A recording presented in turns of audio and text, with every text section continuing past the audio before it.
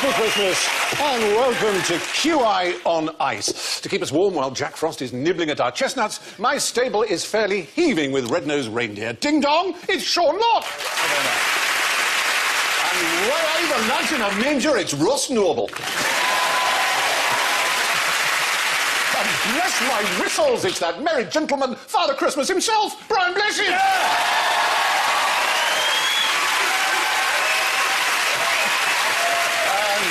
As the old carol says, hither page and stand by me, yonder peasant, who is he? It's Alan Davis!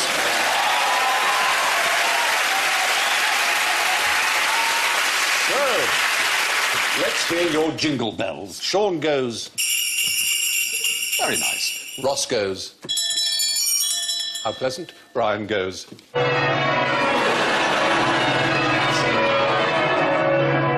Alan goes... for putting us in party mood. So, don't forget that this year we are celebrating our ignorance with the Nobody Knows bonus. Nobody knows. Yes. Identify the one question tonight to which nobody knows the answer, and you can get points galore. Can you do me a favour? Can you just put that there? It really is the Riddler. It does look like the Riddler. Very good. Now, Christmas, of course, is a time for relaxing and feasting. So answer me this. Where do they take the most days off work and have the most expensive Big Macs in the world? Resolute in Canada, but the Eskimos in wheat. 6 months of the year it's dark there, and they have great big bloody Big Macs. And wonderful great big steaks and lots of sex. Because they've got to shag all the winter, haven't That's they? true. That's like the best voiceover ever. Bloody big Macs! Shag the life out of them! It's a good answer. Thompson It's Cook. not... This is a country that is themed to our series. Iceland. Iceland is the right answer. It's quite extraordinary how many days off work they take. Per 1,000 people, they take off 367 days in a year, compared to about 20-odd in Britain, and 1 in Switzerland, and probably -7 in Germany. Have they always got a cold? It's not, I don't think it's because they got a cold. I think they just have that attitude to Because they're lazy. Possibly. No, it's the access to all those delicious prawn rings. At such low prices. They just... I'm not going to work today!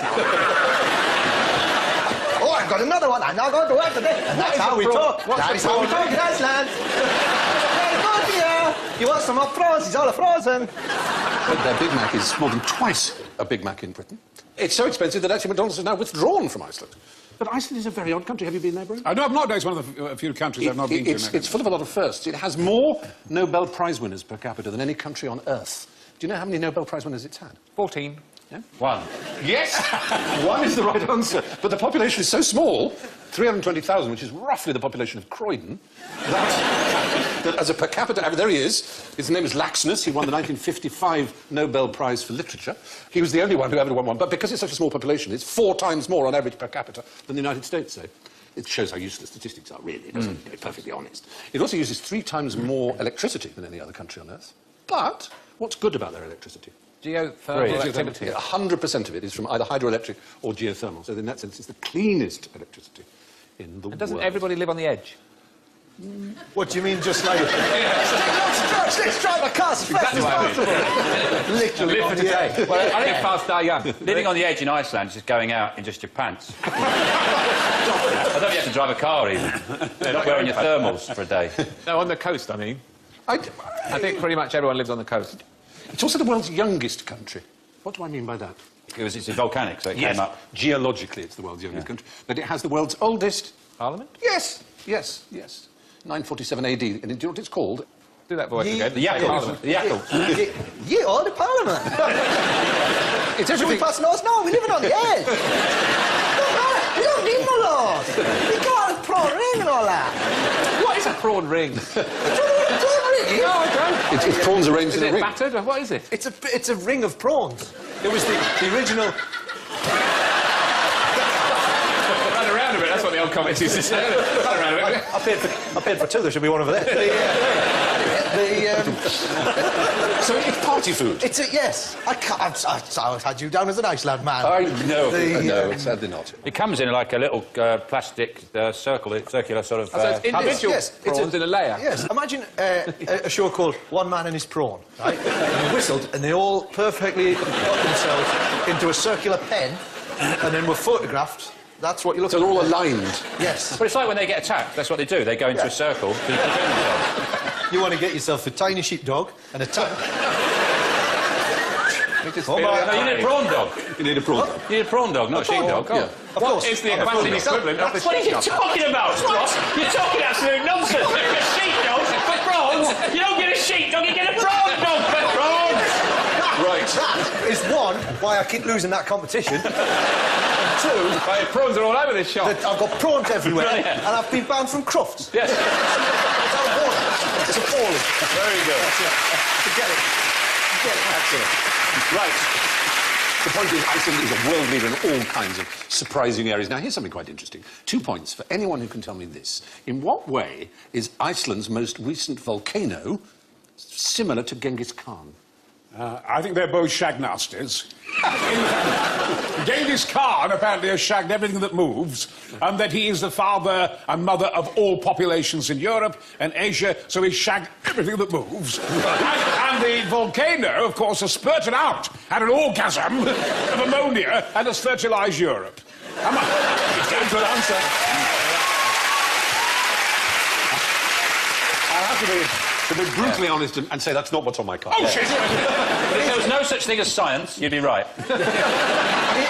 I think I know what it is. Yes, go on. I think, obviously, that volcano stopped lots of transport going on. Yes. He must have stopped something happening, which the volcano stopped happening. You're in the right area. The odd thing is it's both very beneficial, especially at the moment. It's the thing we talk about a lot. Now, that volcano poured out, they reckon, between 150,000 and 300,000 tonnes of carbon dioxide. So there's a huge amount of carbon came out as a result of it. But, if you remember, no one flew for however long it was, and the lack of flying saved 3 million tonnes. So, in fact, it was a huge offset of carbon. And in the case of Genghis Khan, he slaughtered his way across the world and had the largest empire the world has ever seen. 4 times bigger than that of Alexander, twice the size of the Roman Empire. And he killed about 40 million people. And the result was there was so little farming that forests grew back. And you can time a huge benefit to the world from his slaughter. But that's rather extraordinary, isn't it? So what do we have to pronounce? Now, yes, that's what I was... How did you know that I was going to ask that as a supplementary question? I thought you already did. Oh, did I already say it? Oh, that or I read it off Oh, the you read it off the audio. You great big cheater. there. I would now like you to pronounce the name of the volcano, and it's written up there for you. God alive. You're prawn rings. You should have been a newsreader. With your accent, you've got the best chance. Yellow Yokul. It looks a bit like that, yeah? Any thoughts? Ye Jaff Yali Jockroll. Yeah.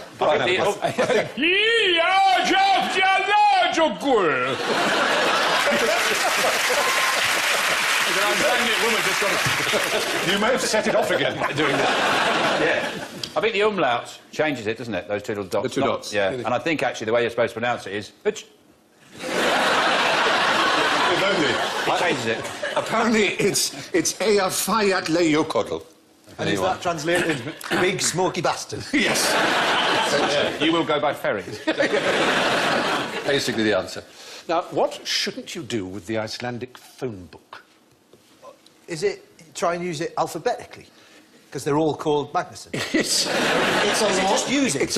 Never use it. It's along those lines. How do Icelandic people name themselves? Son and daughter. That's right. Your daughter would be called Alandotia if you were Icelandic. Not a bad idea. Yes, that's a nice name. And when they But that would marry, be her surname. the women don't take the man's name, they keep their father's. Exactly right, exactly right. The only thing I know about Iceland and the fact that everyone's on the edge. I'd be Roy's son. Oh, yeah. Roy's son. What's your father's surname? Oh, Well, you see, we've worked it out. We've found it. Your father was Malcolm. Yes. So you'd be Ross Malcolmson. But the point is that, therefore, there are an enormous number of surnames that are just identical. So what you shouldn't do is look people up by their surname, as you would in most books. You'd look them up by their first name. And often their profession as well. There's so few people there, you could probably just poke your head out the window and go, what's your phone number? At the football matches, when somebody goes, "Come on, son," all the players go, "Right." Now, here's one of the oddest things about Iceland is, well, I'll show you. Have a look at this. These are Icelandic. What do you reckon they are? Legs. Yes. If I were to tell you that those are empty, does that help? Hollow leg. Yeah. Oh, the Icelandic cock pants. Is it because, like, when you go out on the beach, everything shrinks? So you basically just put them on, and then it gives you a little bit of... Just profile. But Are they a pair of trousers, a pair of ski pants? They are a pair of trousers made of human skin. Nice. Yeah. Oh. They are on display at the Icelandic Museum of Witchcraft, which is an extraordinary place because Icelandic witchcraft is pretty odd. And what happens is you ask a friend, right, that when he dies, can you have his skin? Can I have your legs? And if he gives you permission, you then flay the skin below the waist, all of it completely in one piece, right? And you wear them as sort of tights, right? It gets weirder. You then have to steal from a widow a coin. And you put the coin inside the scrotal area, the sac there, which you see the whole thing is more or less complete. If it's a blow. With a written incantation. And then... You open a bank. And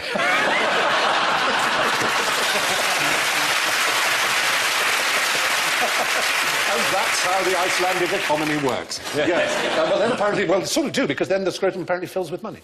So that's the incantation. They're sort of necro pants. There is an official word for them. Necro-pants. Yeah, dead pants. Yeah. That's the sort of thing you see advertised at 3 o'clock in the morning. Eurotour. Do you want necro pants? The Icelandic name is Nabrok. But we were talking about the Icelandic phone book. I've got another interesting thing about phone books. I've got a little task for you to do, a little Christmas party game. I've got these phone books here.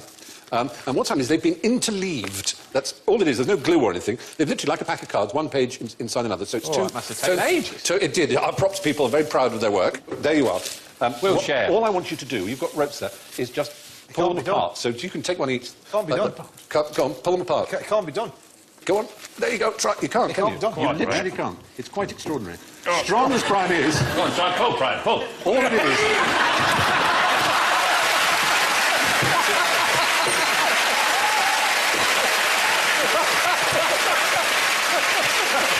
Sean's alive!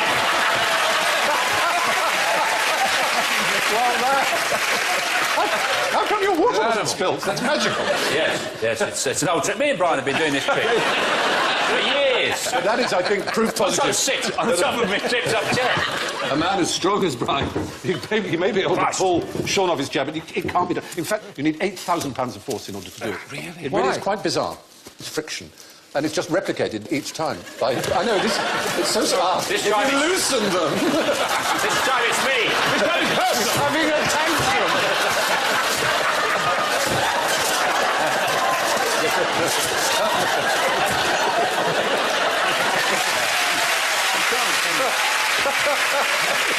Still can't do it.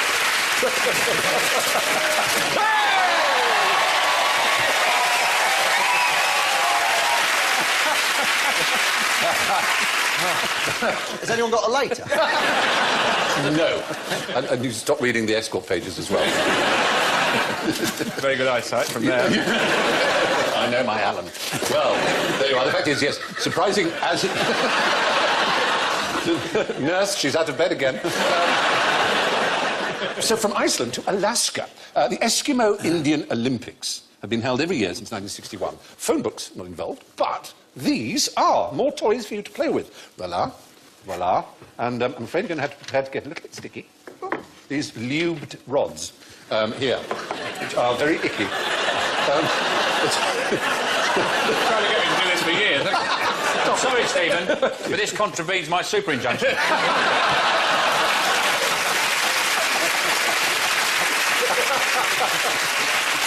All you have to do is try and work out what the sports are in the World Eskimo Indian Olympics, as they're now officially called. Well, that's obviously... You can play it with Brian. It's actually... each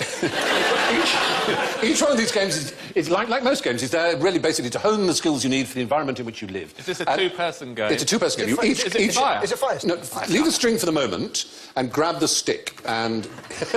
it's all right. It's very helpful. No, you have to do it with your hands. No... That's it. And it's the one who can basically, without twisting or jerking, the one who can get the stick off the other. Oh, Christ, I've got no chance.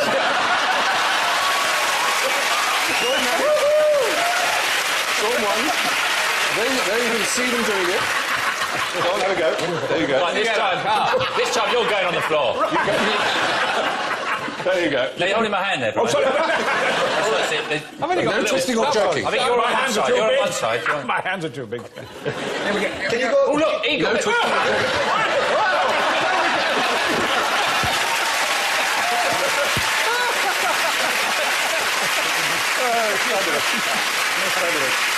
And we have a string game yet to play, which is another game. That gets we have to wrap it round our balls. No, you don't. You do have to wrap it around an organ. Oh, that's it. Fortunately, not an organ of generation, an auditory organ, one of your ears. Each wraps it round the ear. You wrap the other end down your ear, and you pull. Like so. Come on, boys. Be brave. Put it around your ear. It's a pain endurance test. I'll go around the other ear. Oh, look what happened to his ear. No one like that to my ear. As you can see from the photograph, it's an endurance and pain are really the... you've got glasses on, of course. I don't know if that helps. They've got quite springy ears. Have you got springy ears? Springy ears. Is that an advantage or a disadvantage? I think it's a disadvantage because they're very, very springy. Yeah, Look. I declare the winner there, Brian, and who's been winning on your side? He's got it You've turned it tied into a in his hair. plait. I cheated, look, I tied it. You definitely cheating. These are official sports of the Eskimo Olympics. But it's a very fine part of the world, and if you've ever been there, very beautiful. Maybe you've been there, I'm sure. Yes. The icy wastes. You were telling me a very interesting thing which I didn't know about Canada. Yes, I went on an expedition to the North Pole in 2004. It goes to 70 degrees below zero and 60 degrees wind chill factor. And I mean, when you want to have a pee, you've got 25 seconds to have a piss, otherwise your cock will fall off. And the thing is... That's motivation. But the astonishing thing is that as we approached the magnetic North Pole, suddenly you could feel the magnetism. And my hair stood on end, and my... yes, everything was titillated. And at that moment, I felt this great earthquake, and up came a great Russian Typhoon submarine. And it came through the ice. And the men got off and so forth, and they called me Father Christmas for You have frost. to give them the fright of their life. I know, yes. I've got ice down here, and I sang Yo heave ho, yo heave ho. And they went into this.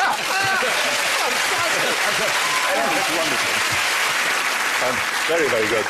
Now, in 1845, Sir John Franklin led an expedition to the Arctic to discover the Northwest Passage. A group of his men set off across the ice with a sled load of button polish, handkerchiefs, curtain rods, and a writing desk.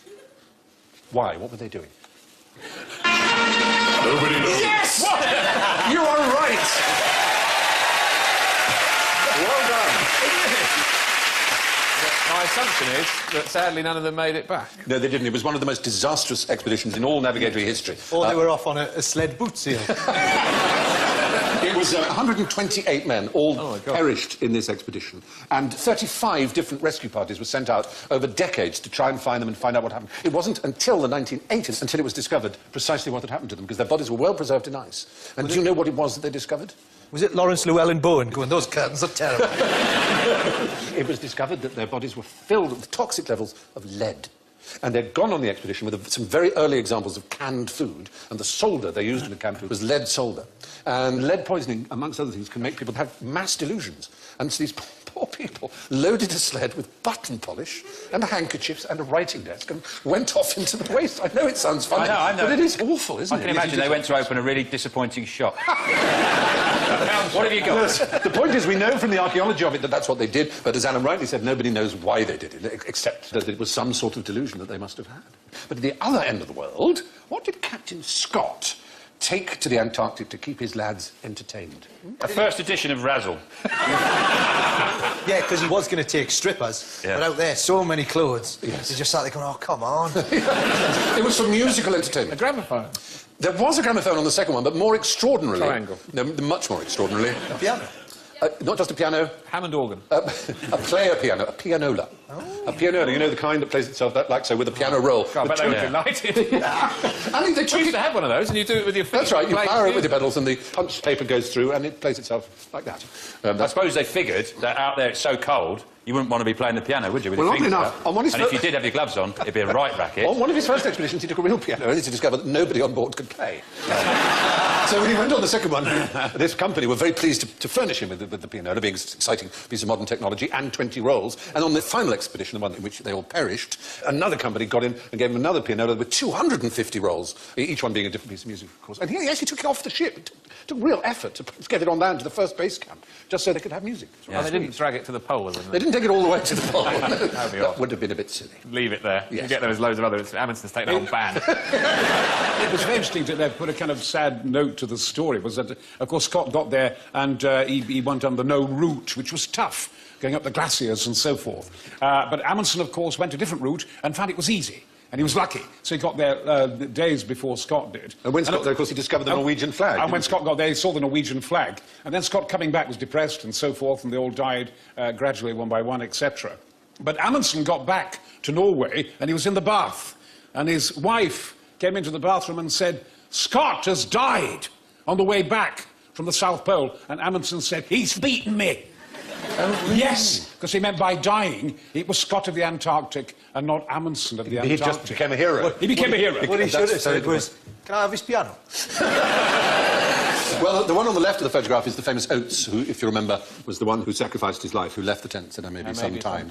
Yeah, and there's Scott in the middle. Do you remember the movie, the last words he wrote in his diary, which when they discovered... We took risks, we knew we were taking them, and things have come out against us. Therefore, we have no reason to complain.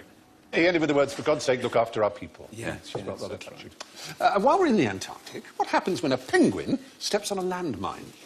I dare say nothing at all. It flies. It's going to fly. It either goes off or it doesn't. I'm going it Well, doesn't. surely the landmines would be frozen, wouldn't they? So it would just cruise over. I know if a human stood on them, they would be blown up. Alan is absolutely right. Nothing happens. Because they tap dance, don't they? They're too light. They're too light. They're too light. Now, that may seem rather irrelevant, except for the fact that there is a particular place on Earth where thousands of landmines were laid, which is Falklands. the Falkland Islands by the Argentinian army when they occupied, and so no humans could go there. And most importantly, no whalers. There was a big whaling industry. And rather sadly, because there are not many trees on the Falklands, what the whalers did is they captured the whale, and what they wanted to do was to burn to boil it up so they'd get the whale oil, which is where all the money was. And there are no trees to burn, so they used to burn penguins. They used to kill the penguins. Penguins have a lot of oil under them themselves as well. So they'd use the penguin oil to make the fire, to burn the whales, and the population went down from 10 million to a very, very small number. But since the landmines... Chuck another penguin on the fire. That's a brilliant thing. What are you doing? I'm just burning some penguins so I can boil up this whale. I know. It is absurd. That's a job. Yeah. But the beauty of it is, it's one of the sort of laws of unintended consequences. Because of these landmines, the whales can't can't get go the anywhere near penguins it. anymore. The penguins are now multiplying and doing really well. Penguins have now... They're really happy, Fingers, really. and they stand there going, The penguins are now laying more mines. Now, where's the best place to look for the abominable snowman? I think this is an area of your expertise. Yeah, you're Yeah, looking on at your me, left. yes. I'll start it all off for the lads. Yes. Of course, you're looking at one. The thing is called Sasquatch Bigfoot in Canada, and in Russia it's called the Almas Giant, or the Yeti, Sukpa, or Maitama. Then in China they have their own hairy men, and it's Sukpa, Maitama out there as well, Yeti.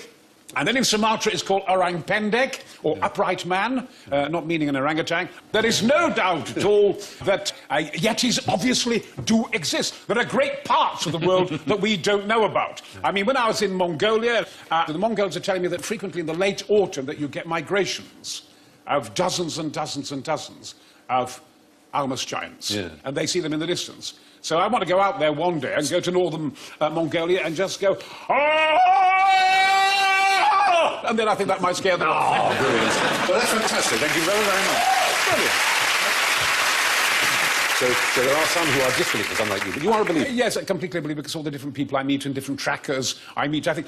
You have to remember that the large mountain gorilla was only discovered about 90 years ago. Yes. There's a giant mountain gorilla, in Rwanda. And so there are so many... We're discovering them all the time. There's so much to discover. So I don't think we've scratched the surface yet. And there are indeed centres for the study of them, one in Siberia and one in the Bhutanese area. Bhutan has a Yeti park. Okay, Yes, that's right. It's a hell of a thought. Well, that is a brilliant answer and completely correct, of course. Where did Queen Victoria get her ice from? She liked ice. She liked ice in her drink. But would it come down the Thames? Would it come down the Thames? It was imported, I'll tell you that. From icebergs. Not from icebergs, no. For a time, it was the most famous lake in the world because it provided ice for the royal families and the rich of all of Europe, and its name was synonymous with ice before electrical and mechanical refrigeration allowed us to make ice ourselves. And it was called Lake Wenham. It still exists, Lake Wenham. It's now a reservoir outside Boston, Massachusetts. There was a man called Tudor who had the brilliant idea of chopping it all up. There it is, all being chopped up and sent to Britain. And there was a shop in the Strand that had a huge block of ice in it. And they had a newspaper behind the ice to show its clarity, and crowds would gather around. You could read the newspaper through the clear ice. And it was the wonder of the age. And obviously you had to be very rich to afford it because it had come a long way. But it would last a long time. And it was Lake Wenham ice. Wow. It's got a bit of an American enterprise. There you are. I bet he was pissed off the day they invented the refrigerator. I'm sure he was. They tried to suggest that frozen lake ice was actually better for you. It was clearer and more pure. Now, why did the Spanish Duke of Alba order 7,000 pairs of ice skates? Because he was a millipede. You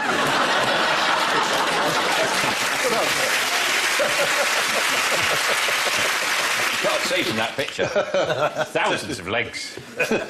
Any thoughts as to why he might have ordered 7,000 pairs of ice skates? He wanted to wipe it out. He wanted, I hate ice skating. I'm going to buy all the boots. And it'll just die out. We're talking the 17th century. That's what I'd do. We're talking the 17th century. The Pope... I'd do it for show jumping, though. Right. So I'd buy all the horses. And all those funny blocks that look like walls you've never seen before. Buy all those. And then the show jumping will be finished forever. So you think he was trying to wipe out ice skating as a sport? Yes, yeah. Be a good James Bond plot, wouldn't it? We're in the 17th century. Instead of trying to take over the world, I'm trying to stop show jumping. James Bond's got to get me and kill me before... The trouble is, though, you've got all them obstacles. You've got all them obstacles in your garden, and you've bought the horses. They're gonna... It's in their nature. They're going to be doing it in the garden. Yeah. You'll look out, be yourself. entertained. Hoisted by my own petard. Exactly. Yes. Is it to do with the Inquisition? Not quite the Inquisition. It was to do with the Pope, who, in his glory and humility and wisdom and Christian charity, sentenced the entire population of the Netherlands to death for heresy because they'd gone... He called it through. Because they'd gone Protestant, he decided that they should all die. And Spain, being a Catholic kingdom, decided they would be the ones to invade the Netherlands. And the enterprising Dutch, in one battle, when it was very, very cold, the Spaniards attacked them, and the Dutch came out on skates because they were used to skating up and down their canals and things, and they left hundreds of Spaniards dead. And the Duke of Alba determined that this should never happen again, so he ordered 7,000 pairs of ice skates so the Spanish army should be prepared for war on ice. It was never used. I'll tell you what, there is a Saturday night programme. It's Celebrity War on Ice. Isn't it great? Here come the Spanish, they've never skated before. Look out, Manuel, it's cold. It is true entertainment. But there you are. That's a true story and an interesting one. Well, you've all done very well. So you can have a reward, and this is an ice cream, and I want you to pass yours to Sean there, and then keep one for yourself. Thank you. Brian, and spoons as well. Well done, Alan. Very good. It is ice cream. Yeah. I'll have a long show. Yeah. And I just want you to give me some tasting notes on it, basically. Tell me what you think about it. Is it going to be breast milk? No, it's not. There was, wasn't there? There was a breast milk. Okay. It's Turkish, in fact. It's Turkish ice cream. Very lovely. Well, the odd thing is, I have to tell you... Is it a body part? Is it going to be some... It is fox testicle ice cream.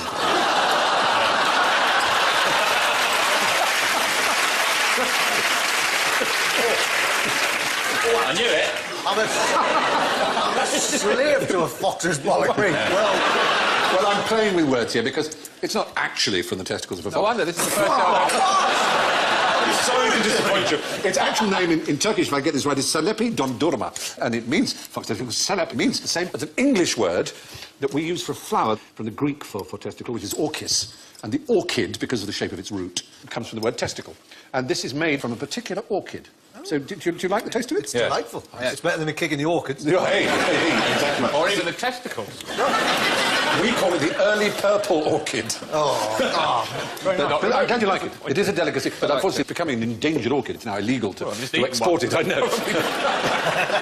And now, an icy chill strikes the cockles as we brave the frozen wastes of general ignorance. So frostbitten fingers on your buzzers as we ask, quickly, what are igloos usually made from? Blue ice? No.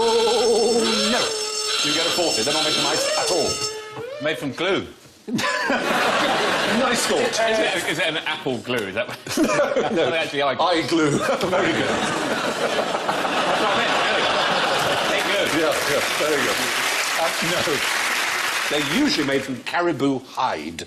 That is the usual igloo. Very, very rare for them to be made out of the blocks of snow of cartoonists' fame. And there's your typical igloo. And there's your sort of cliché igloo, which is very rare. Now, what do you say to a husky to make it go? General, I like that. It's a good shot. Most people think that you're supposed to say... Mush. Mush. Ah. But in fact, that's for years that hasn't been said. And mush actually comes from the French marche, just meaning go. I thought it was like Cockneys. Come on, mush. Oh, yeah, mush. Come on, Doug, all in. Yep. So there's trends in what huskies respond to. Very much so. So the huskies, if you say mush now, they just go, oh, that's so... so lost here. You've got to say like wicked or sick. Well, possibly wicked or sick. It basically say hike on or hike or something like that. The fact is they're so keen to do it, aren't they? Yes, yeah. I mean, it's quite extraordinary. They get fantastically excited and happy. And it is one of the most exhilarating things you can do. It's fantastically good fun, isn't it? It's interesting that when I did go to Mongolia, in actual fact, the Mongols have mainly huskies and wolves. They don't have dogs. And I had a firewoman mending all the fires. She had a great, big, bloody wolf. And he was in my tent. He slept with me, this wonderful wolf. It adored me. I gave it Mars bars and things like that. And she said, he will climb with you. Go climb. And I climbed 14,000 foot up this ridge, and I climbed it with a wolf. And then we came back down, got back into my tent. I mean, you have to understand, you know, ladies and gentlemen, I mean, even at my age, in my 70s, I'm a randy bastard. And I was missing my wife horribly. I took this great big bloody wolf, looked at his face, you know, and I just said, gimme, gimme, gimme, gimme, what I cry for. You know, you got the kind of kisses that I die for. You know, you made me love you. Pum, pum, pum, pum, pum, pum. And he absolutely adored me. Right. Wow. Right, you know earlier you were saying you don't suffer from altitude sickness. No, I don't. I think you do. Well, I think we've worked out. We know why Brian's huskies were going so fast. Quick, he's getting on us. Oh, dear God. Huskies are thinking the whole time. The whole time they're pulling. Yeah. He's still there! Come on! Faster, he's fast! Well, they are extraordinary animals. A 73-strong team once pulled a 10-ton truck. They're pretty impressive animals. amazing. Now, what can you see here? Have a look. What's that? It's not what you think it is. It's not the Loch Ness It's a Monster. hoax. Yeah, it's a hoax. It's a Absolutely. very It's a forgery. famous hoax. Do you know why the forgery was made? Yes, I kind of because I read a Was there bloody a book prize? about There must have been a the Loch cash Ness prize for getting a picture It of wasn't Nessie. that, actually. It was revenge, oddly enough. It was a journalist. I'll give you his name. Marmaduke Wetherall. Marmaduke Wetherall. Yes, of course. He was... Shut up, I know something. Yes, Marmaduke Wetherall was he was a big game hunter. And he was there was a competition. One of the pits shut your face. There was years and years I've waited. I know about Marmaduke Wetherall. Years. And I remember at the time I thought, that's going to come in handy sometime. And I thought, probably not, but it turns out it is. There was a competition by one of the newspapers to prove that the Loch Ness Monster existed. Yes. So Marmaduke Wetherall cut the legs off a hippo and he made fake footprints with the severed hippo legs, and then presumably he got found out. And then, if you say no, I'll punch you in the face. No, you're really close. You're really close. The point is, he wanted the prize. He was fooled by the artificial hippo footprints. Oh, you say and footprints? he went to the Right. Daily Mail and said, I found these footprints, here they are. And the Daily Mail published them. The Natural History Museum saw them and said, this is a fake, these are hippo footprints. And he was fired by the Daily Mail. And he was so angry that he then put together this hoax with someone else, whose name was Christian Sperling. And many people believed that to be Nessie. And finally, to round off this merry edition of QI, let's see if we can perform, between us, a Christmassy song. You've each got some bells. Now, this could be a disaster. Put on your hats. There's Darling. Yeah. I don't mean to alarm you, but mine has a fuse. Now, have you got one of these cards here? It's really tight. You should have that. You see your bells? Now, your bells are numbered, and you should have a card, and we're going to see if we get... That's it. Yep. Tuning up. Tuning up. Have you got your numbers clear? For God's sake, don't do All that. right. Stephen's book will turn up. Bless us all. I've got a baton. You rang, So we're Phil. going to try and play a Christmassy tune. OK.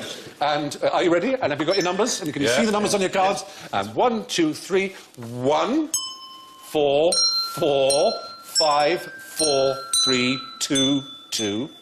2, 5, 5, 6, 5, 4, 3, 1.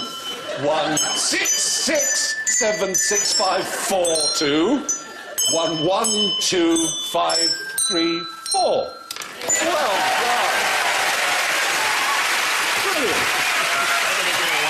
Staggering. Such musicianship. Most impressive.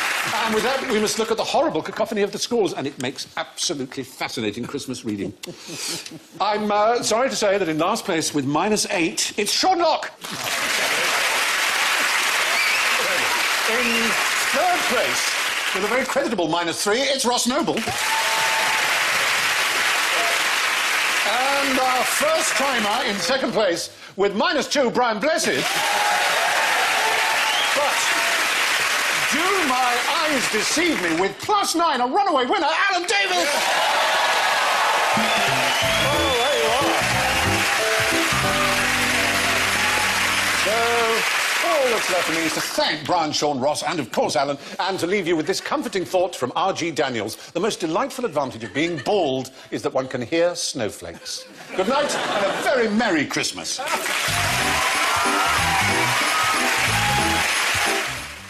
And Stephen's back with the trip to Fry's Planet Word at 9:30.